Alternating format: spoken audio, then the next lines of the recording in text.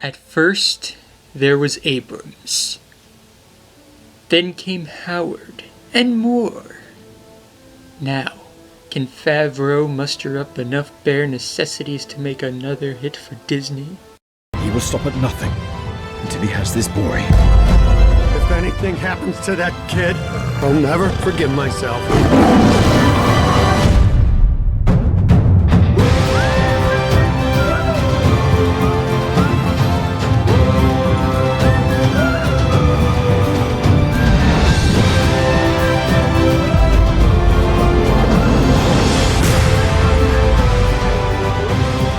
Come on, Mowgli, let's be on our way. But I'm helping Baloo get ready for hibernation. Bears don't hibernate in a jungle.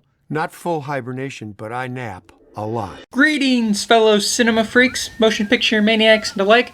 I'm Brandon the Bambi Man, and welcome to Golden Ticket Reviews. And hey, it would appear that today I'm going to be taking a look at the latest film adaptation of Rudyard Kipling's classic novel, The Jungle Book, which has come back to life thanks to the director of Iron Man and chef himself, Jon Favreau, as well as an incredibly talented and all-star cast, consisting of Ben Kingsley, Bill Murray, Idris Elba, Scarlett Johansson, Christopher Walken, Lupita Nyong'o, and newcomer Neil Sethi. I apologize if I'm pronouncing that wrong. Raised by a family of wolves since birth, a young boy, or man cub in this case, named Mowgli, has no choice but to leave the only home he's ever known when the fearsome, human-hating tiger known as Shere Khan unleashes his mighty roar-filled vengeance against the young lad. Guided by a no-nonsense panther named Bagheera, as well as a free-spirited bear named Baloo, Mowgli manages to meet an array of crazy jungle animals, including a slithery python named Kaa and a smooth-talking red flower-loving ape called King Louie. Along the way, Mowgli happens to learn some valuable life lessons as his incredible journey of self-discovery leads to fun and adventure. Now, it's important to note before I begin that I'm going to be judging this film based on its own merits, and I'm going to keep the comparisons to the original 1967 animated film as well as the original Kipling novel to a real minimum in this review. It's an adaptation, and therefore many changes will probably have to be made, and it's all open to the director's interpretation, in my opinion. That being said, let's swing into my opinion of this newest Disney adaptation, shall we? First off, the set design and animation of the animals are just gorgeous. As this movie opens, you really feel that you could walk right into this jungle. It's probably one of the most well-designed worlds I've ever seen since, well, Avatar. It's colorful, dark, wild, gigantic, scary, and at times just incredibly beautiful.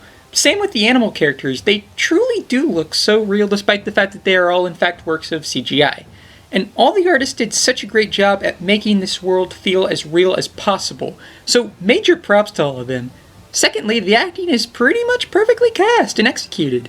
Ben Kingsley makes for an endearing and strong-willed Bagheera, Bill Murray is hilariously charming as Baloo, Lupita Nyong'o is heartwarmingly strong as Mowgli's wolf mother Raksha, Giancarlo Esposito, who most people probably know from Once Upon a Time, is greatly dignified as Aquila, Mowgli's wolf father, Chris Walken is creepily funny and also kinda scary as King Louie, and Scarlett Johansson is interestingly slithery as the snake Kaa. The two actors, however, who stand out to me are Neil Sethi, I apologize if I'm pronouncing that wrong, who is fantastic in this as Mowgli. He's just perfectly cast. He reminded me a lot of Davy Chase's character from Spirited Away. He's good at playing with comedy, drama, and action, especially considering the fact that he's surrounded by CG and had to act mostly with himself and puppets as well. He really is a great little actor, and I look forward to seeing more work from him in the future. The other actor who is just awesomely terrifying is Idris Elba as the dastardly tiger known as Shere Khan. He's devious, maniacal, and totally complex. The best comparison I can think of, that I think a lot of other reviewers have thought of, is Scar from The Lion King, who was equally devious and just as evil. Elba did a fantastic job in this villain role, and I would love to see him get more villainous roles in the future. Third off, the writing is a really well-executed mishmash of the combination of both the 1967 Disney classic and the original Kipling novel. and it really manages to bring out the great lightheartedness and darkness, which is probably an acronym, or whatever the word is, of both versions. Maybe I can be of help. The boy's right. Maybe it's time he found another people. No. I'm the one who brought him to you, and now I'll return him to where he belongs. I won't let you. He's my cub. We knew this day would come. We are the only family he's ever known. Raksha.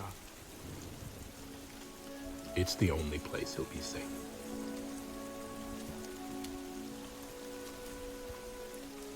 It's okay, Ami. It won't go far.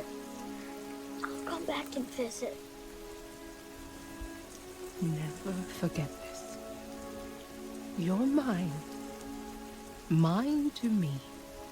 No matter where you go, or what they may call you, you will always be my son.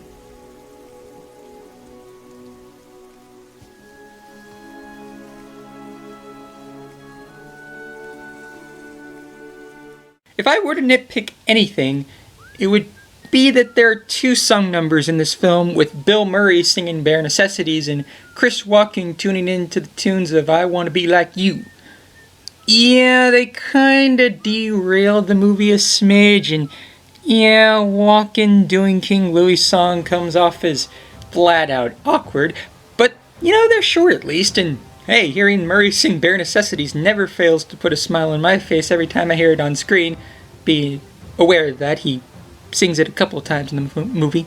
Bottom line, I think Favreau really succeeded in creating a wonderful adaptation of a classic piece of fiction, and a Disney classic as well, with fantastic animation, great acting, wonderful writing, and of course Bill Murray singing Bare Necessities. What's not to like? Oh yeah, the songs derailed the story a bit. Right. Well, you know what? Jon Favreau's The Jungle Book gets a 4.5 out of 5 stars from me, and a huge recommendation for any fan of pure Disney magic. Walt and Rudyard would have been proud of you, John. They would have. And now, ladies and gentlemen, I leave the ending of this review to the only person I know, or two people I know, who can take us out properly.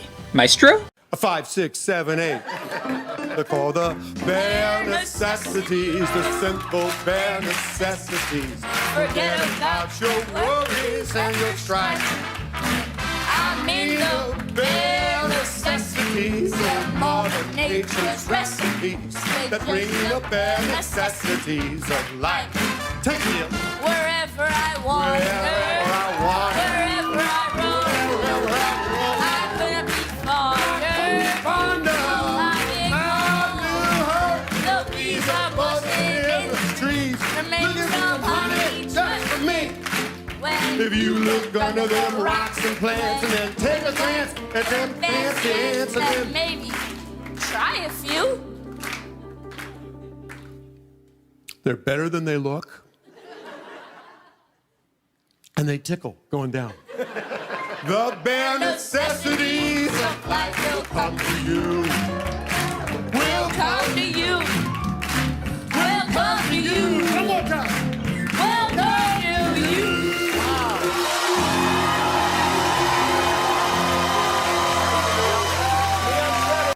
There's no place in the jungle for these tricks.